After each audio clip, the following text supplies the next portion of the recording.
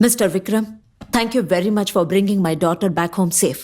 But ఈ case వెనకాల ఎవరున్నారో ఇంకా తెలియలేదు. యు మీన్ నిన్న పోలీస్ స్టేషన్కి వచ్చిన క్యాబ్ డ్రైవరా?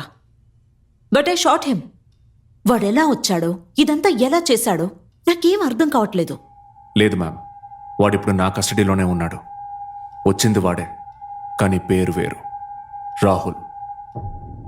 రాహుల్ రవి ట్విన్స్. మరా రైటర్ సుబ్రహ్మణ్యం? అది వీళ్ళు క్రియేట్ చేసిన సెటప్. వాడు రాసినవన్నీ జరగలా, జరిగినవే వాడు రాశాడు. నేను ఒక తప్పు చేశాను. అప్పుడే ఆ డ్రైవర్ బ్యాక్గ్రౌండ్ని కంప్లీట్గా చెక్ చేసి ఉండాలి. సిద్ధార్థని యూజ్ చేసి నా డాటర్ని కిడ్నాప్ చేసి నన్ను ఒక రోజంతా పరిగెత్తించారు. All right, it's never too late Vikram.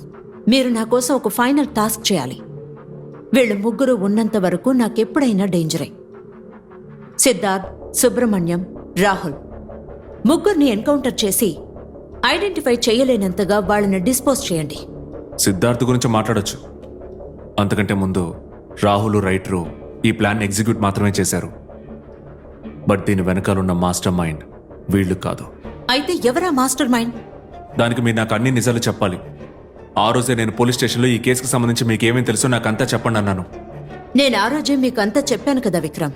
Ma'am, ఈ కేసుకి 2 సైడ్స్ ఉన్నాయి. ఒక సైడ్ ఫేక్ ఎన్కౌంటర్, సిద్ధార్థ్కి బదులుగా రవి చనిపోయాడు.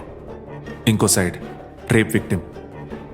జరిగిన విషయాన్ని బట్టి డీప్గా ఎంక్వైరీ చేసినప్పుడే నాకు పాత కేసు నుంచి ఒక చిన్న డీటెయిల్ దొరికింది.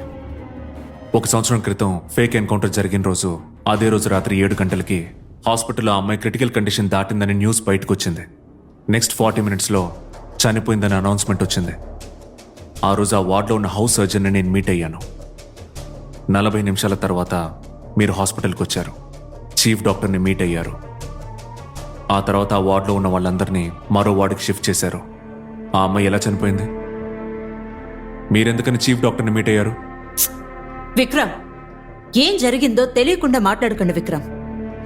తను ఒకవేళ బతికినా తన లైఫ్ ఎంత దారుణంగా ఉండేదో తెలుసా? ఆ తర్వాత ఒక నార్మల్ ఫ్యామిలీ లైఫ్ బతకడం తనకి చాలా కష్టమయ్యేది. నేను తనని నీచమైన చోటు నుంచి మంచి చోటుకే పంపించాను. It's not murder, it's just mercy killing. Rape is not something you can live with. I know her difficulties. కానీ అది మీకు అర్థం కాదు Vikram. Ma'am, let's come to the point. ఆ అమ్మాయిని ప్రాణాలతో ఉంచుంటే మీరు చేసినవన్నీ బయటికి చెప్తుంది, దానివల్ల మీరు ఇరుక్కుంటారని భయం. So you killed her. మీరు అందరి దగ్గర అన్నీ దాచుండొచ్చు, కానీ ఇందులో సంబంధం ఉన్న ఒక వ్యక్తికి అన్నీ తెలిసాయి. ఈ ప్లాన్ మొత్తానికి మాస్టర్ మైండ్ వాడే. వాట్? వాడెవరు? జననికి ఒక లవ్వర్ ఉన్నాడు. వాడే రాహుల్, సిద్ధార్థ్, రైటర్ ఈ ముగ్గురిని ఈ కేసులో డిస్ట్రాక్షన్కి యూజ్ చేసుకున్నాడు.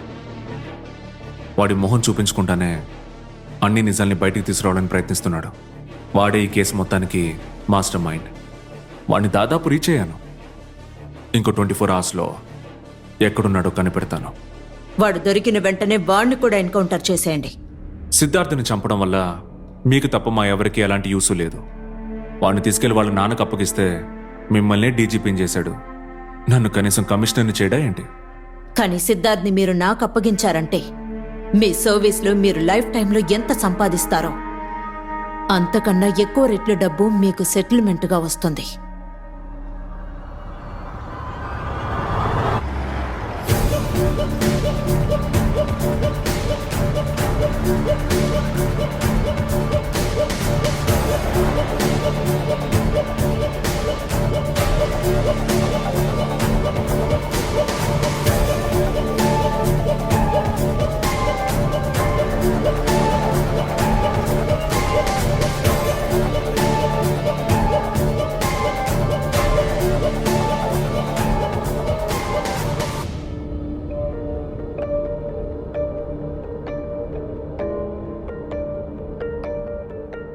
సిద్ధార్థ్, 72 గంటల పాటు వాళ్ళ కంట్రోల్లో ఉన్నావు.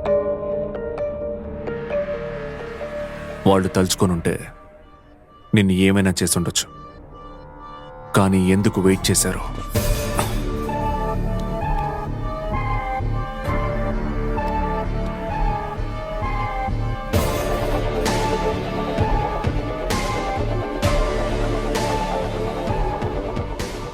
రాసేవన్నీ జరుగుతున్నాయని నమ్మడానికి నేనేమన్నా పిచ్చోడ్నా? డీజీపీ కూతుర్ని కిడ్నాప్ చేసి ఆ న్యూస్ని సెన్సేషన్ చేసి మీడియాని చేతిలో పెట్టుకుని సేఫ్గా ప్లే చేశారు కదా. అప్పుడే అనుకున్నాను 60 ఏళ్ల వయసులో ఒకటి రాసేవన్నీ జరుగుతున్నాయంటే ఖచ్చితంగా దీని వెనకాల ఒక పందికొక్కు ఉంటుందని. నేనెక్కడికి వెళ్తున్నాను, ఏం చేస్తున్నాను, ఇవన్నీ ఎలా రాయగలం?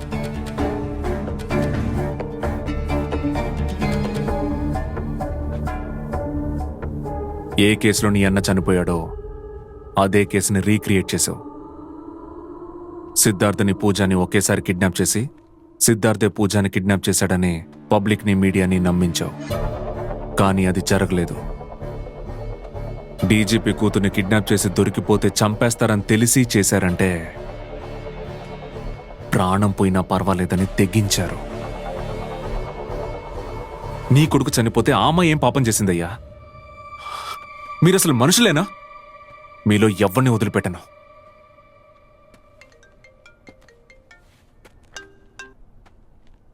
డాడ్ వినిపిస్తుందా బాబు? I'm safe. Give the phone to Vikram. ఇస్తాను. Dad's on the call.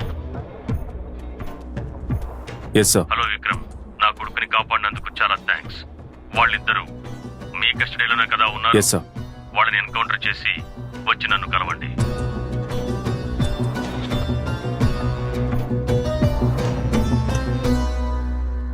పోలీసులందరూ ఒకేలా ఉండరు. ఏ ఒక్క పోలీస్ అయినా మనస్సాక్షితో న్యాయం వైపు నిలబడతాడనుకున్నాం. తండ్రి బతికుండగా కొడుకు చనిపోవడం అనేది దారుణం సార్. ఆ బాధ ఇప్పటికే ఒకసారి అనుభవించాను. ఉదయాన్నే వస్తానని వెళ్ళిన వాడు తిరిగి రాలేదు. చివరిగా ఒక కానిస్టేబుల్ ఫోన్ చేశాడు. హలో రవి, ఏంటన్నా ఫోన్ చేస్తే ఫోన్ తీయడం లేదు? అయ్యా, నేను కానిస్టేబుల్ మాట్లాడుతున్నాను స్టేషన్ నుంచి. కానిస్టేబుల్ అయ్యా, ఏం కాలేదు బానే ఉన్నాడు. మరెందుకు స్టేషన్ లో ఒక చిన్న ఎంక్వైరీ పూర్తి కాగానే ఇంటికి పంపేస్తాం.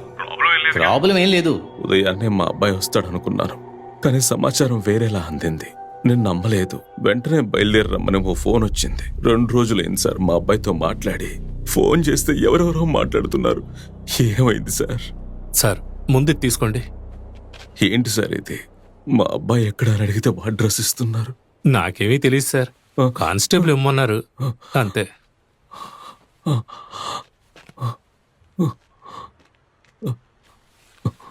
అయ్యా ఇదిగోండి, ఇది మేమే ఇచ్చినట్టు ఎవరికి చెప్పకండి సార్. నేనుంటానయ్యా. సార్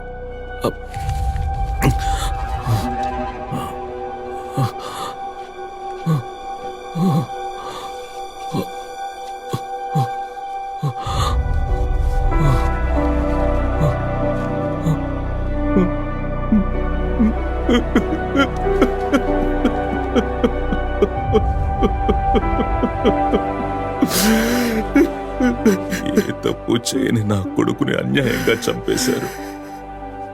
ఇక వాడు తిరిగి రాడని అర్థమయ్యింది. వాడిని ఆఖరిసారి కూడా చూడలేకపోయాను. అన్ని కార్యక్రమాలు వాళ్లే పూర్తి చేశారు. నా 2 బిడ్డలు నా 2 కళ్ళ లాంటి వాళ్ళు. ఒకడిని నేరుగా, ఇంకొకడిని ఫోటోలో చూస్తూ జీవితాంతం బతకలేకపోతున్నానయ్యా.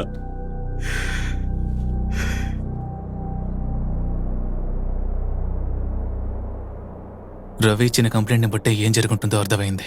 అందులో ఉన్న కార్ డీటెయిల్స్ని ట్రేస్ చేసినప్పుడు ఇది చేసింది సిద్ధార్థ్. వాడిని తప్పించడానికి ఆశా ఫేక్ ఎన్కౌంటర్లో మా అన్నయ్యని చంపారన్న విషయం తెలిసింది. ఆ నిజాన్ని బయట తీసుకురావడానికి మీడియా వాళ్ళని అప్రోచ్ అయిన నాకు నిరాశే మిగిలింది. తమ్ముడు, ఇది ఇండియా ఫుల్ గా ఎస్టాబ్లిష్ అయిన కేసు. నువ్వు చెప్పింది నిజమే అయినా సరే మేమేమి చేయలేమయ్యా. ఇవన్నీ వదిలేసి నీ పని చూసుకో. ఒక పక్క స్టేట్ డీజీపీ అయిన ఆశ, ఇంకోవైపు సెంట్రల్ గవర్నమెంట్ ని తన పాకెట్లో ఉంచుకున్న సిద్ధార్థ్ వాళ్ళ నాన్న. వీళ్ళని ఎదిరించి పోరాడడం అంత ఈజీ కాదు. పబ్లిక్ దీని గురించి మాట్లాడాలంటే దీన్ని సెన్సేషన్ చేస్తేనే అందరికీ ఇది రీచ్ అవుతుందన్న విషయం నాకు అర్థమైంది. దానికోసం నా ఫ్రెండ్స్ తో కలిసి 6 నెలలు కష్టపడి గ్రౌండ్ వర్క్ చేశాను. సిద్ధార్థ్ని ఫాలో చేయడం ద్వారా తనకున్న ఒకే వీక్నెస్ డోప్ అని తెలిసింది. వాడితో క్లోజ్ గా ఉన్న 3 రేప్ ఎన్కౌంటర్ లో చనిపోవడం వల్ల వాడిప్పుడు ఎక్కడికి వెళ్ళినా ఒంటరిగానే వెళ్తున్నాడు. అప్పటికే వాడిని పోలీసులు చాలాసార్లు వార్న్ చేయడం వల్ల సిటీకి బయట పార్కింగ్ హోటల్లో మాత్రమే స్టే చేస్తున్నాడు. మీ 3 అప్పుడప్పుడు అక్కడికి వెళ్లి వాడితో బాగా ర్యాపో బిల్డ్ చేసుకోండి. ఇక వాడు ఇండోనేషియాకి వెళ్ళలేడు కాబట్టి అక్కడ మాత్రమే దొరికే రేర్ డ్రగ్గే మనం వాడికి వెయ్యబోయే ట్రాప్. ఇది వినడానికి నీకు వింతగా అనిపించవచ్చు, కానీ ఇది గనక మనం చేయగలిగితే నిజం ఏంటన్నది మనం బయటికి తీసుకురావచ్చు. ఇంకా నేను బతికుండాలంటే ఏదైనా బలమైన కారణం ఉండాలి. ఇంతకన్నా ఇంకే ఉంటుంది?